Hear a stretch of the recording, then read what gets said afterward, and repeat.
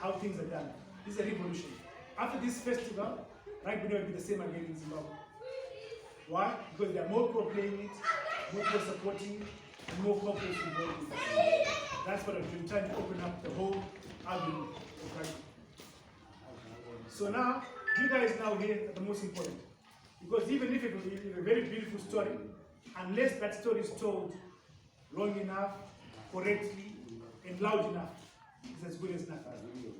So we have a diamond that is polished, but it's now up to you guys to make sure that the whole country, the whole world knows about our festival. We're counting on you for that. And even more importantly, today we've brought a person who I highly regard, highly respect, my high school senior, the national team coach, Mr. Pete Bernard. Actually, I first met him when I was in Form 2, it was number 6. He was like a little big king, and he was the top of the sun, and he still is there as well. And also, he has a very important project as well as our national team coach. And what he's doing is special. I mean, he has sacrificed so much for us to be for him to come and join us as a Sabres national team coach. So I also ask you as well, in the same vein, please tell his story. Please note that his efforts and his activities are known by the whole country. Please have him tell the story such that we can actually rally the whole country behind Sabres team. He's our team, they represent us. That's why he's here. And here, as rugby expert, so to say, this is like asking a college professor to come and teach primary school kids about ABC. But say, I'm not going to have much time, but please just give us a brief understanding of rugby, because not all of us are rugby experts and are media people. These are media experts, but we've not necessarily are rugby experts. So please just, what is rugby, basic rules, like talking to primary school kids. Thank you, Kuda. Yeah, first of all, it's a big pleasure of mine to be involved with the festival. When Kuda contacted me and mentioned his vision and what he wants to create or to bring back to life, and even to build on top of it, straight away I was interested to assist this man just to achieve part of it. It's very special. We have got a lot of teams that are able to play. Our country has had amazing school tours. I think we've been able to go to Portugal. We've been able to go to Italy. A number of schools have been playing rugby in St. John's, in Johannesburg. But very importantly, not everybody can go to Italy, and not everybody can go to Portugal.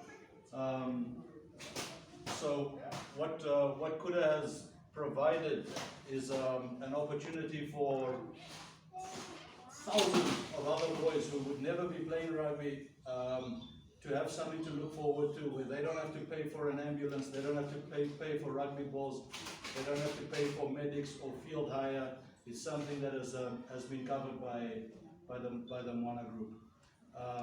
Just in terms of new innovations that is brought in, I understand that there's a university match happening, and very excitingly from a national team brand, we have an international day on the Saturday, the final Saturday of the tournament, where again through his leadership and sponsorship, we've been able to get 3 Zambian teams down, namely the ladies team, the under 23, to play against our under 20s, and then we've got the Zambian national team to come and play against the Sabres.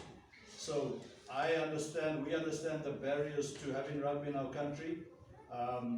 No Zimbabwean has been able to come and watch the national team play as Sabres for almost 3 years, because rugby costs money. And so we thank you, Kuda, for assisting to getting the Sabres onto the field, and we are looking forward to supporting your tournament.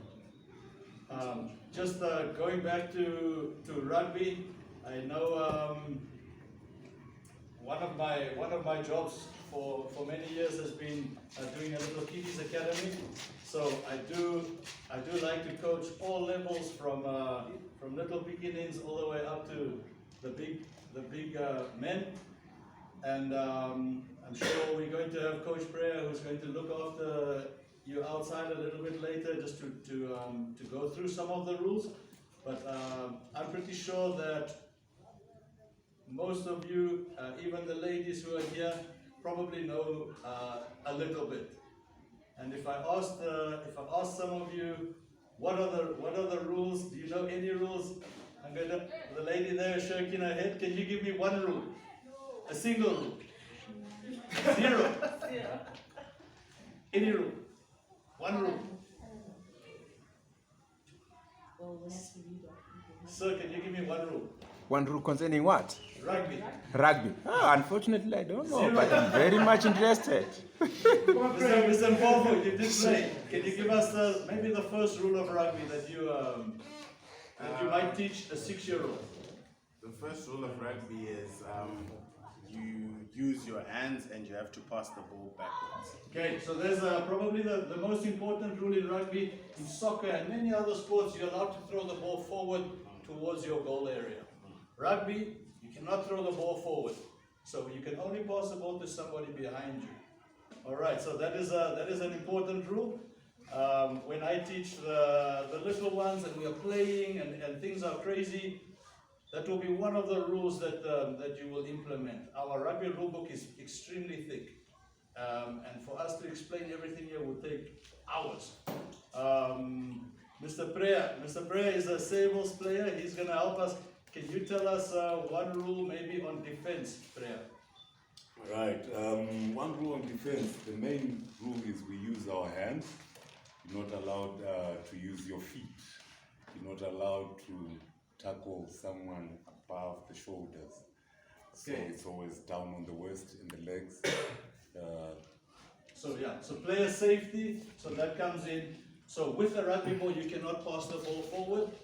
And then when you're tackling or stopping somebody, you cannot grab them above the shoulders. So we're looking mostly at low tackles.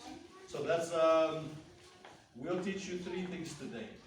You cannot pass forward. You cannot tackle high or dangerously. And there's one other important rule which we always teach the little kids. Once you've been tackled, once you are on the ground, you cannot hold the ball. Okay.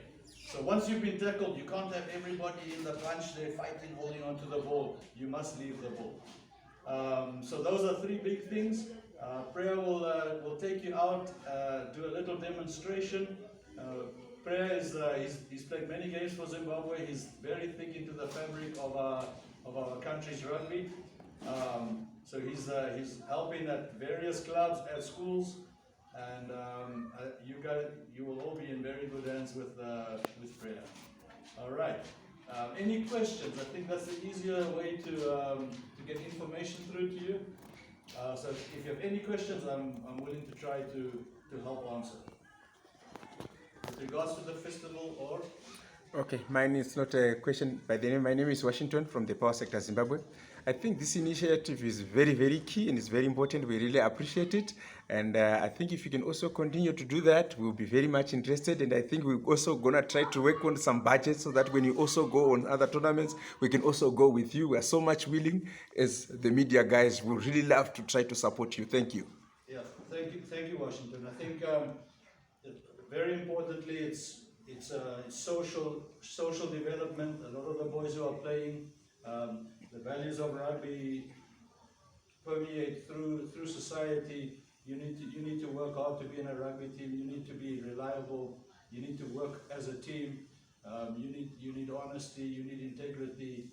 I think every rugby coach, if you own a business and you need somebody to take a parcel across town and drop somewhere, you will know from your little trainings who that person is that you will trust. So there's a lot of values in rugby which go into the workplace, and those are lessons that can be taught by us as coaches have extremely important jobs. We are serving young people. We're trying to keep them fit and strong and trying to keep them off the streets. So thank you for your support, Washington. Okay. Yes, Brian Matsamba from Zolbos. I want to ask regarding the festival, how many teams are we looking at which are going to participate, and how many foreign teams are coming for the festival? That's So we have 120 teams participating altogether. That is approximately, I would say, 110 high schools, primary schools and high schools. And of those, we've got 4 universities in Zimbabwe and 3 teams from Zambia, like what the coach just mentioned. Zambia under 20, Zambia ladies, and Zambia men's team. And then we've also got high schools from Zambia, Malawi, and Botswana. So coach is about to leave now because he's a bit busy. Any questions specifically for him before he leaves, and then the rest we can discuss with you and Coach Pray. My name is Olenta Mwana from Capital. My question is, you said you work with young kids up to adults. So at what age do you start training kids rugby? Little children can start extremely young. They can start at 4 or 5 years old. At that age, it's mostly just a fun activity where they're just developing hand-eye coordination and just developing motor skills. It can be rolling, it can be falling, it can be getting up, jumping. So all those things, I think it ties into other sports later on. But as young as 4 years old, a child can run and play. I think it's very good for little boys who, in particular, they have a lot of energy and they want to tackle people. I mean, society is not as it was 2,000 years ago. So it's their little opportunity where you can be pretty rough, and somebody will say, "Well done for almost hurting somebody," you know. So it's a legal way of being rough, and your strength is encouraged, your skill is encouraged. So all those things which again tie into perhaps life afterwards can be started pretty young.